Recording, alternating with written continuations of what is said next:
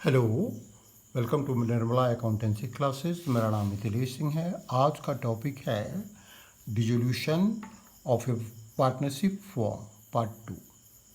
Part 1 में हम लोगों ने डिसोल्यूशन ऑफ पार्टनरशिप का कॉन्सेप्ट देखा है, समझा है, पढ़ा है। अब उस कॉन्सेप्ट के एप्लीकेशन के लिए हम लोग कुछ प्रॉब्लम्स और उसके सॉल्यूशन करेंगे। सबसे पहले हम जर्नल एंट्रीज का कुछ प्रॉब्लम ले रहे हैं। क्वेश्चन है A and B are partners sharing profits in the ratio of 3:2। Mrs. A has given a loan of rupees 20,000 to the firm and the firm also has taken a loan of rupees 10,000 from B. The firm was dissolved and its assets were realized for rupees 25,000. State the order of payment of Mrs. A loan with reasons if there were no other creditors of the firm. Clear सब कुछ दिया हुआ है। एक form है जो इसका dissolution हो जाता है। ए और बी पार्टनर हैं, 3:2 में शेयर ये करते हैं, प्रॉपर्टी शेयरिंग रेशियो है। और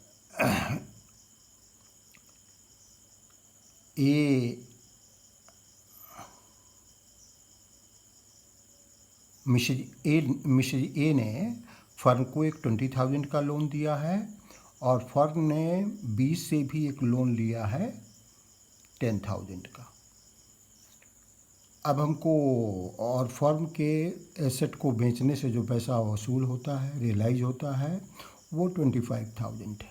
अब यहाँ हम लोग देख रहे हैं कि 30,000 का टोटल लायबिलिटी है, लेकिन इसमें हमको प्रायोरिटी किसको देना है, ये हमको उसका, और पेमेंट कैसे करना है, किसको पहले पेमेंट करना है। हाँ, पूछा भी है कि मिसेज ए लोन की पेमेंट की प्रायोरिटी क्या होगी, रीजन के साथ बताना है। तो हम लोगों ने जर्नल बनाते समय देखा था कि जो एसेट्स का एप्लीकेशन ऑफ एसेट्स में कि थर्ड पार्टी का पेमेंट पहले करना है।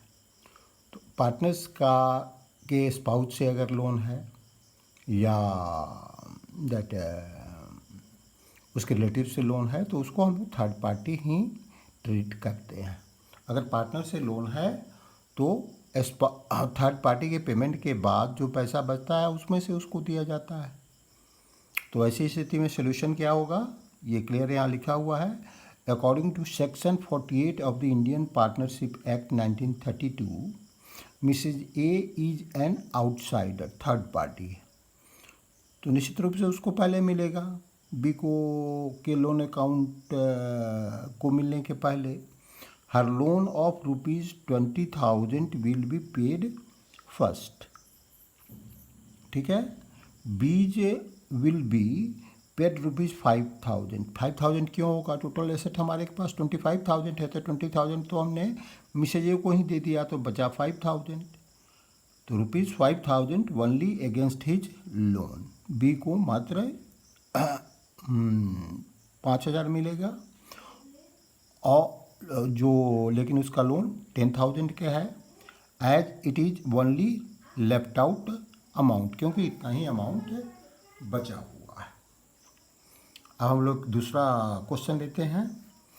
ए B and C are partners, they decided to dissolve their firm, pass necessary journal entries for the following after various assets other than cash and bank and the third party liabilities have been transferred to realization account। इसमें एक बात हम लोगों को बताया गया है कि जो एसेट्स के ट्रांसफ़र की एंट्री रियलाइजेशन अकाउंट में होती है या अदर लायबिलिटी की, वो पहले कर दिया गया है। उसके बाद की एंट्री जो बाकी है वो हमको करना है। एक एक करके हम लोग जो जनरल का इंफॉर्मेशन है वो देखेंगे और फिर जनरल बनाएंगे। पहला है, there were debtors of rupees 76,000, a provision for doubtful debts also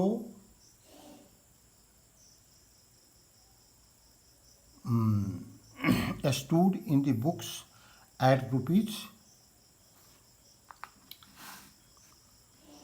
at rupees 6,000. Rupees 12,000 debtors proved bad and rest paid the amount due. Question में क्या है? क्वेश्चन में ये है कि डेटर्स हमारा टोटल 76,000 का है, उसके अगेंस्ट में एक प्रोविज़न है 6,000 का। लेकिन पेमेंट के समय क्या होता है, डिसोल्यूशन के समय, कि हमारे 12,000 डेटर्स हैं वो बैड हो जाते हैं, वो नहीं देते हैं, तो रेस्ट पैसा हमको मिला। रेस्ट पैसा हमको मिला तो हम उसी की जर्नल एंट्री करेंगे। हम जानते हैं कि जब पैसा हमें मिलता है तो बैंक अकाउंट या कैश अकाउंट में डेबिट करते हैं और रियलाइजेशन अकाउंट डिसोल्यूशन के समय और रियलाइजेशन अकाउंट को क्रेडिट करते हैं। तो जर्नल एंट्री क्या होगा, हम लोग यहाँ देख रहे हैं।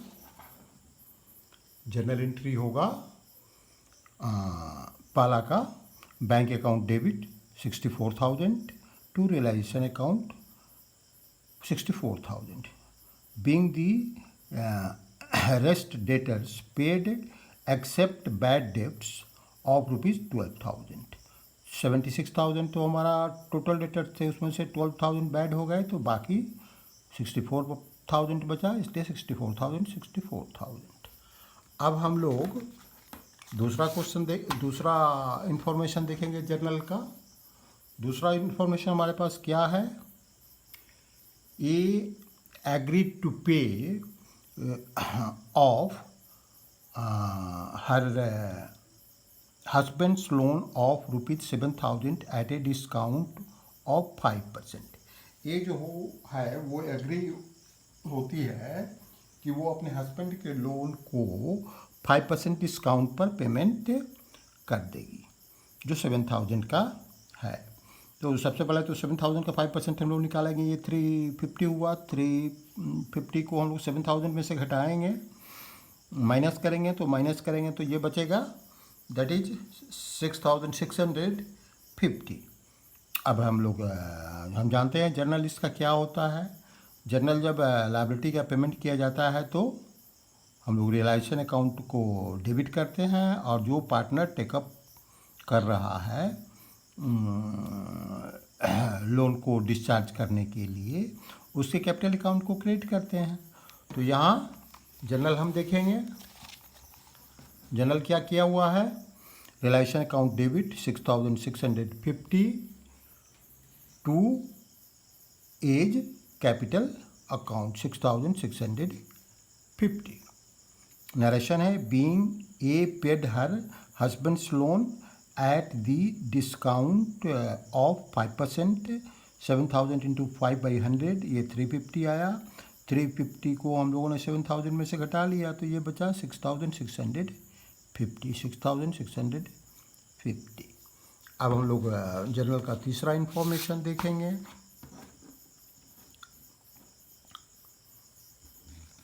ये है A machine which was not recorded in the books was taken over by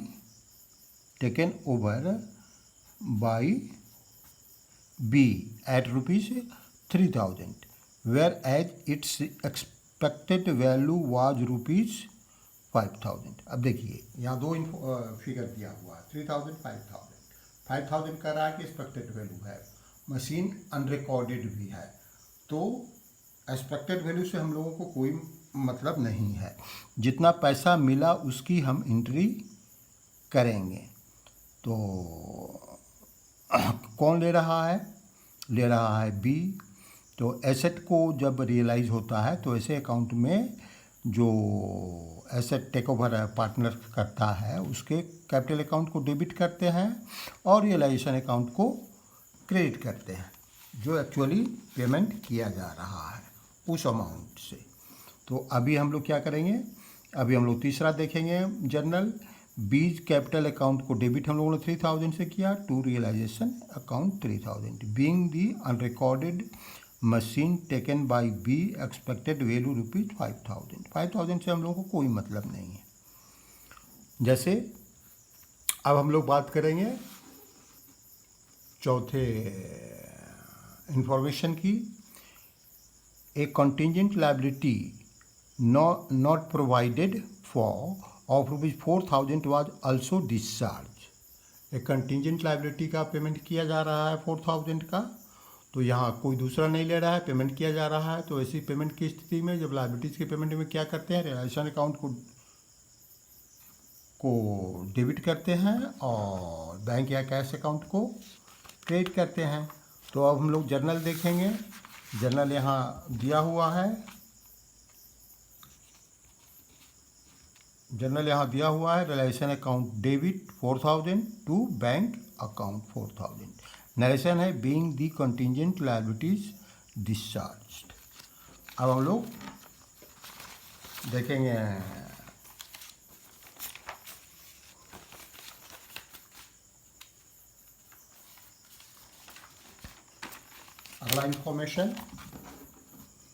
अगला इंफॉर्मेशन क्या है। The firm has a debit balance of ₹27,000 in the profit and loss account on the date of dissolution. ठीक है, dissolution के दिन firm के profit and loss account का debit balance 27,000 है। तो प्रॉफिट एंड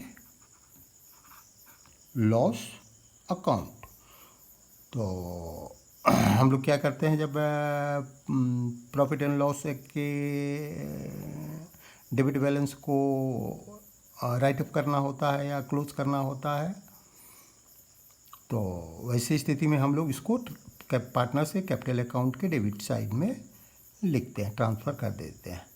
तो वैसी स्थिति में क्या करेंगे, पार्टनर्स जितने हैं उनके profit and loss account debit हो जाएंगे और उनके कैपिटल अकाउंट डेबिट हो जाएंगे, प्रॉफिट एंड लॉस अकाउंट को क्रेडिट किया जाएगा। कैसे किया जाएगा पार्टनर से कैपिटल अकाउंट में 27,000 है, हमारे पास कोई इन्फॉर्मेशन नहीं है कि पार्टनर कैसे डिस्ट्रीब्यूट करते हैं अपने प्रॉफिट को करेंगे। तो ऐसी स्थिति में हम इक्वल मान लेते हैं। अब 27,000 इंटू 1/3 होगा, तो 1/3 होगा तो कितना होगा, 9,000 होगा।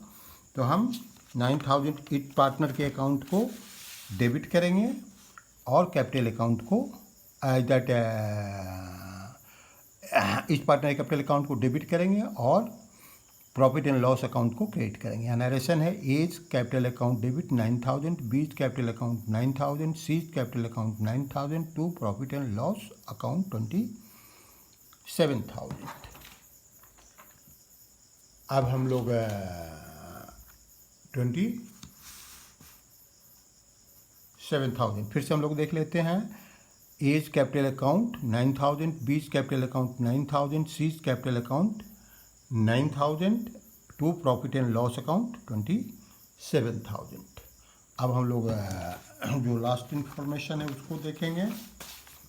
लास्ट इंफॉर्मेशन है सी paid realisation expenses of ₹15,000 out of her pocket which was to be borne by the firm, and she was to get a remuneration of ₹18,000 for completing the dissolution process।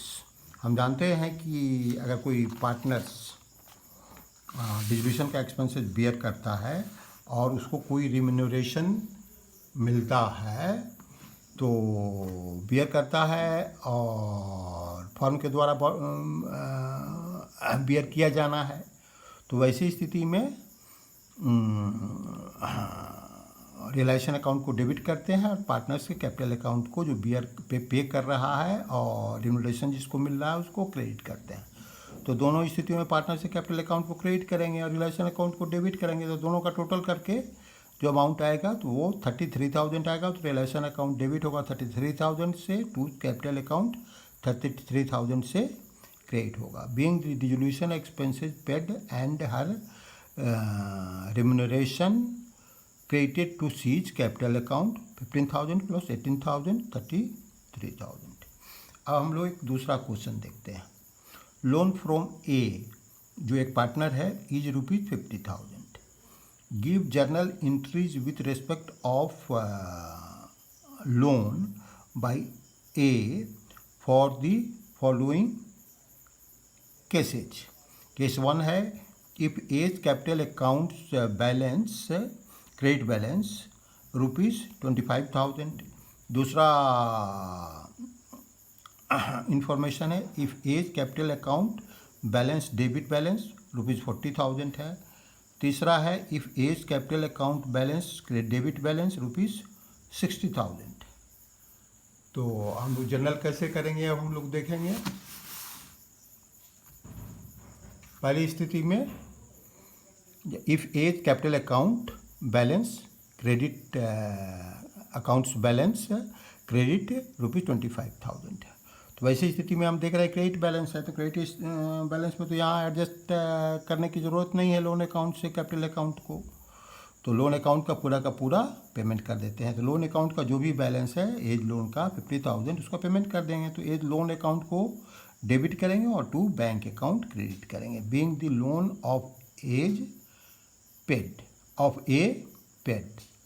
अब दूसरा जो condition है उसमें है if A's capital accounts balance debit balance है 40,000। ऐसी स्थिति में हम लोग क्या करते हैं कि लोन अकाउंट का बैलेंस कैपिटल अकाउंट का बैलेंस अगर डेबिट है तो लोन अकाउंट में से उतना पैसा निकाल करके हम लोग कैपिटल अकाउंट के क्रेडिट में लिख देते हैं और लोन अकाउंट को डेबिट कर देते हैं कंसर्न पार्टनर की। कंसर्न पार्टनर कैपिटल अकाउंट को ही क्रेडिट भी करते हैं, उनके लोन अकाउंट को डेबिट कर देते हैं जितना ज़रूरत है इक्वल, और रेस्ट जो पैसा होता है वो हम लोग पेमेंट कर देते हैं। तो यहाँ ए का लोन 50,000 है, इन कैपिटल अकाउंट्स का डेबिट बैलेंस यहाँ 40,000 है। तो वैसी स्थिति में 40,000 है, तो वैसी स्थिति में हम लोग एज लोन अकाउंट ₹50,000 लिखेंगे, टू एज कैपिटल अकाउंट 40,000 लिखेंगे और रेस्ट जो पैसा है 10,000 वो टू बैंक अकाउंट लिखेंगे और एज को पेमेंट कर देंगे। ठीक है। अब नेक्स्ट इंफॉर्मेशन है उसमें एज के कैपिटल अकाउंट का बैलेंस 60,000 है। तो ये जितना लोन अकाउंट है उससे भी ज़्यादा है, जितना लोन का एज का लोन है उससे भी ज़्यादा है एज के लोन का बैलेंस अकाउंट है। तो ऐसी स्थिति में एज लोन अकाउंट को डेबिट करते हैं हम लोग फुल वैल्यू से, डेबिट करते हैं फुल वैल्यू से मतलब 50,000 से,